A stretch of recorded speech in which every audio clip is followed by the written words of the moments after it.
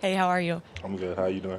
Good, thank you. So I just want to ask you personally, where do you find that fire? I know now some of the end of the season goals are off the table. Where do you find that personal fire to finish out the season the right way? That's a great question. I was just talking to Bryce about that last Monday. Really, just taking it one day at a time. Understand that there's a lot of games to be played, a lot of practices, a lot of opportunity, really. So, just understanding that we go out there and we're playing.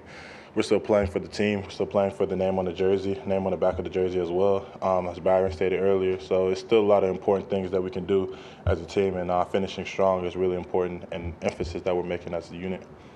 Front row to right, Nick. Yeah, Byron Young obviously had a really big game, but he's had a good year. I mean, going against him in practice, how would you describe what it's like to go against him in the year that he's had? I like going against Byron because he's a great player.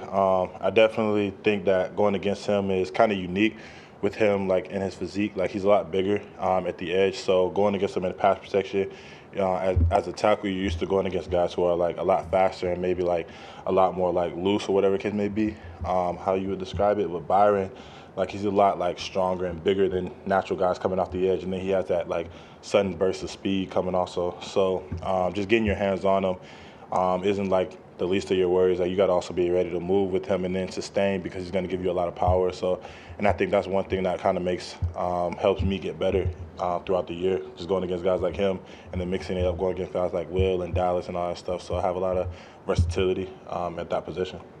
Stay on the right side. Let's go, Charlie.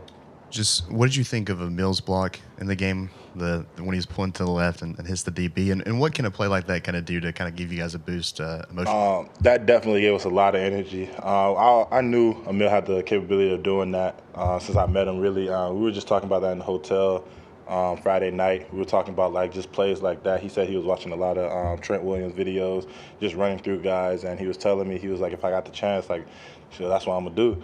So I told him like I believe in him. You feel me? Like I know he's gonna go out there and do it. And just seeing him make that block, I was just like really proud of him. Really great moment.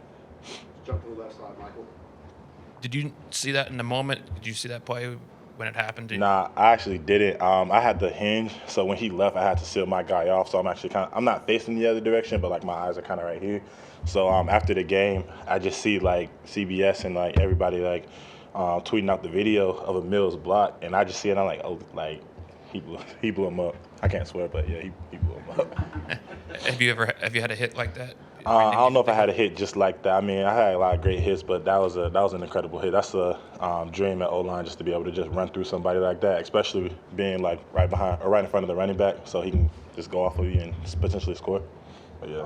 We got three more questions. We'll start with Tony here in the front right. How would you assess your first year as a starter, and then how much have you grown, and what's the biggest area you've grown this year?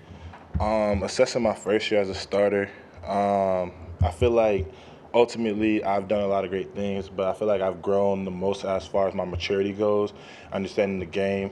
Nothing beats in-game rep. So I mean, as high intensity as practices are, you can't really get like replicate the game like experience. So, but I think that the one thing that I did improve on, just understanding when you get to the game, you should just slow it down a little bit, play loose, and just play how you normally play in practice.